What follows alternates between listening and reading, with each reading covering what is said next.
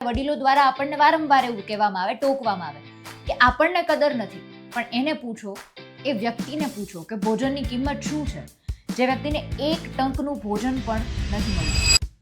ભોજનાલયની શરૂઆત કરવામાં આવી, જેનો ઉદ્દેશ્ય માત્ર એ જ છે કે જૈન સમાજનું કોઈ પણ વ્યક્તિ ભૂખ્યું નથી. ને અહીં દરરોજ 750 થી 800 જેટલા લોકો આજે ભોજન લે છે. એમની સેવા માત્ર ભોજન પીરસવા સુધી જ સીમિત નથી. નિરાધાર અને અશક્ત લોકો માટે સંસ્થા દ્વારા રોજ 150 ટિફિન ઘરે પણ પહોંચાડવામાં આવે છે. નમસ્કાર, આપની સાથે હું આકાંક્ષા. તમે જોઈ રહ્યા છો ઓવર રાજકોટ. કહેવાય છે કે સૌથી મોટું દાન અન્નદાન છે. આપણે જ્યારે પણ જમવા બેસીએ ત્યારે આપણે આપણી થાળીમાં કાં તો હેઠું મૂકી દેતા હોઈએ, એટલે આપણે વડીલો દ્વારા આપણને વારંવાર એવું કહેવામાં આવે, ટોકવામાં આવે કે આપણને કદર નથી, પણ એને પૂછો, એ વ્યક્તિને પૂછો કે ભોજનની કિંમત શું છે, જે વ્યક્તિને એક ટંકનું ભોજન પણ નથી મળી શકતું. આપણને 3 ટાઈમ સરસ મજાનું ભોજન મળી રહે છે, આપણે જે ખાવું છે એ ખાઈ શકીએ છીએ, પણ આ ધરતી પર ઘણા બધા લોકો એવા પણ છે કે જેમને ભૂખ લાગી છે, છેલ્લા 2 દિવસથી કશું જ ખાધું નથી, એક પણ અન્નનો દાણો પેટમાં નથી ગયો, અને એ વ્યક્તિને જો આપણે ભોજનની કિંમત પૂછીશું તો કદાચ વ્યાખ્યા માટે શબ્દો બીજા ગોતવા નહીં પડે. અને એટલા માટે જ આ જ વિચારને અપનાવી લીધો છે રાજકોટમાં જૈન સમાજ દ્વારા, અને એક સુંદર મજાનું કામ શરૂ કરવામાં આવ્યું છે. ભોજનાલયની શરૂઆત કરવામાં આવી, જેનો ઉદ્દેશ્ય માત્ર એ જ છે કે જૈન સમાજનું કોઈ પણ વ્યક્તિ ભૂખ્યું ન સૂવે.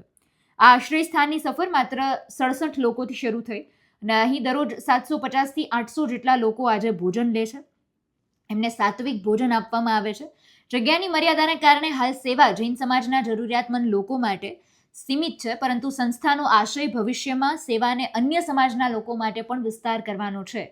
આવો વિચાર પણ તેમનો છે. એમની સેવા માત્ર ભોજન પીરસવા સુધી જ સીમિત નથી. નિરાધાર અને અશક્ત લોકો માટે સંસ્થા દ્વારા રોજ 150 ટિફિન ઘરે પણ પહોંચાડવામાં આવે છે. એટલે એવું જ નથી ત્યાં જ જમવાની વ્યવસ્થા કરવામાં આવે, ઘરે પણ ભોજન આપવામાં આવે છે.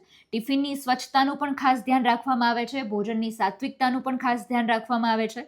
ગરમા ગરમ રોટલી મળે તે માટે ફોલ પેપરનો ઉપયોગ કરવામાં આવે છે. અને હા, કામને સરળ બનાવવા માટે 2 મહિના પહેલા જ એક ખાસ મશીન પણ બનાવવામાં આવ્યું છે, જેમાં એક સાથે 1000 રોટલી બનાવી શકે, કારણ કે દરરોજની જરૂરિયાતની 3000 જેટલી રોટલી થાય છે, અને ગરમા ગરમ લોકોને ભોજન મળી રહે તે માટે આ વિચારની શરૂઆત કરવામાં આવી છે.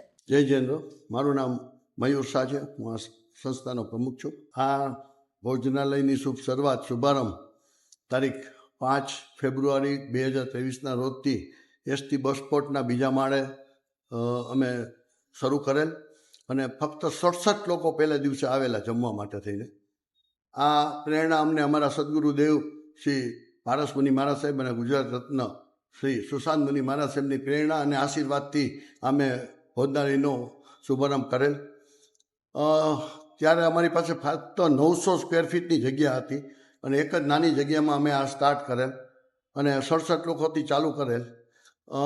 એસટી બસ સ્પોટમાં અમે લગભગ 1.5 થી 2 વર્ષ સુધી આ ભોજનાલય ચલાવ્યું, ત્યારે ત્યાં 400ની સંખ્યા વધીને થઈ ગઈ હતી.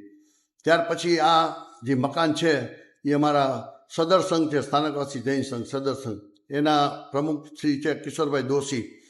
આ મકાન એમને દાતાએ દાનમાં આપ્યું હતું, એટલે એમની એવી ભાવના હતી કે ભાઈ તમે ભોજનાલય અહીંયા સ્ટાર્ટ કરો. એટલે આખું આપણે રિનોવેશન કર્યું અહીંયા, અને આ ભોજનાલય ત્યાંથી એસટી બસ સ્પોટમાંથી અહીંયા લઈ આવ્યા. તો આજે આજુબાજુનો વિસ્તાર જૈન છે, plus heart of the city જે લીમડા ચોક છે. તો આજે અત્યારે સંખ્યા એટલી બધી થઈ ગઈ છે કે એવરેજ 750ની સંખ્યા થઈ ગઈ છે, ક્યારેક 850 પણ પહોંચી જાય છે. અને અમારે દરરોજ અલગ અલગ મેનુ હોય છે. માત્ર 10 રૂપિયામાં અમે લોકોને જમાડીએ છીએ. અઠવાડિયે એકવાર મીઠાઈ અને ફરસાણ આપીએ છીએ. બાકી મેનુ અમારું 8 દિવસનું અલગ જ હોય છે, સાંજનું ને સવારનું. એટલે એક પણ વસ્તુ 2 દિવસ પછી રિપીટ થાય એવું નથી હોતું.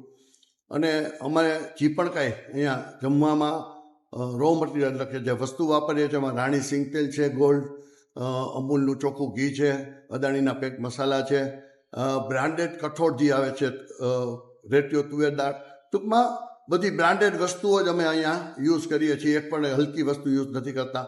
અને અહીંયા એવું નથી કે ભાઈ ગરીબ લોકો જ આવે છે. અમે જૈન અને નવનાથ માટે આ ચાલુ કરેલ છે, પરંતુ અમારી પાસે જગ્યાનો અભાવ છે, અને પ્લસ અમારી પાસે ફંડનો પણ અભાવ છે, જેથી કરીને અમે બીજી જ્ઞાતિઓનો સમાવેશ નથી કરી શકતા.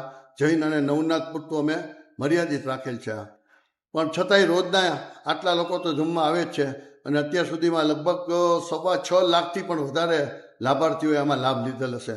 તો અમારી તો લોકોને એ જ અપીલ છે કે વધારેમાં વધારે દાનની સરવાણી વહાવી અને કોઈ પણ વ્યક્તિ છે એ ભૂખ્યો ન રહે, એ જ અમારી ભાવના છે. બીજું અહીંયા એવું નથી કે ગરીબ લોકો જ આવે છે, સારા લોકો, બેંકના ઓફિસરો, ગવર્મેન્ટ સર્વન્ટ, એ પણ જેને જઈને જ જમવું છે તો એને આ અમારું જે બેંક ભોજનાલય બન્યા પછી એક સારો એવો વિકલ્પ મળી ગયો છે. ના, અમે ફક્ત 10 રૂપિયા એ એટલા માટે રાખ્યા છે ટોકનદર કે આપણે ફ્રીમાં જમાડી તો લોકોને એમ થાય કે અમે અહીંયા ફ્રીમાં જમીએ છીએ, એટલે કે 10 રૂપિયાનો ભાવ અમે ટોકનદર રાખેલ છે. 150 જેટલા અહીંથી ટિફિન રોજ જાય છે. એ જે તે લોકોને અહીંયા આવી ન શકતા હોય, સિનિયર સિટીઝન હોય, એની ઘરે ટિફિન જાય છે 150 જેટલા.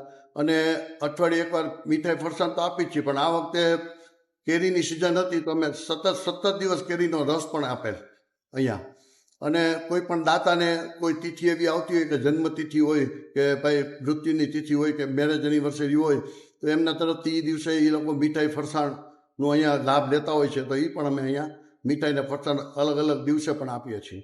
આ ભોજનાલયની ઉપર આખું ભયાવજ કેન્દ્ર અમે બનાવેલ છે કે અમારા સંત સતીજીઓ છે કે સપોઝ કોઈ બીમાર છે કે હોસ્પિટલમાંથી કોઈ બીમાર થઈને આવ્યા અથવા તો કોઈ શેષકાળમાં 1 2 મહિના અહીંયા સ્થિરવાસ કરવો છે તો અહીંયા ઉપર અમે બધી ફેસિલિટી બધી રાખેલ છે. અને અહીંયા 2 મહિના, મહિનો કે 15 દિવસ જે પણ સ્થિરવાસ કરવો હોય સ્થિરવાસ કરી શકે અને નીચેથી ગોચરી ઓરાવી શકે, તો જેથી કરીને એને આજુબાજુમાં ગોચરી લેવા પણ જવું ન પડે. આ આપણો આદર્શ શાળા રોડ નંબર હોટલ જયસંસની સામે લીમડા ચોકમાં છે જૈન ભોજનાલય, અને જૈન ભોજનાલયથી ચાલે છે. પણ આમાં મુખ્યત્વે તો અમારા સદગુરુદેવ શ્રી પારસમુનિ મહારાજ સાહેબના અસીમ કૃપા અને અસીમ આશીર્વાદથી આ ભોજનાલય આટલું સરસ રીતે ચાલે છે.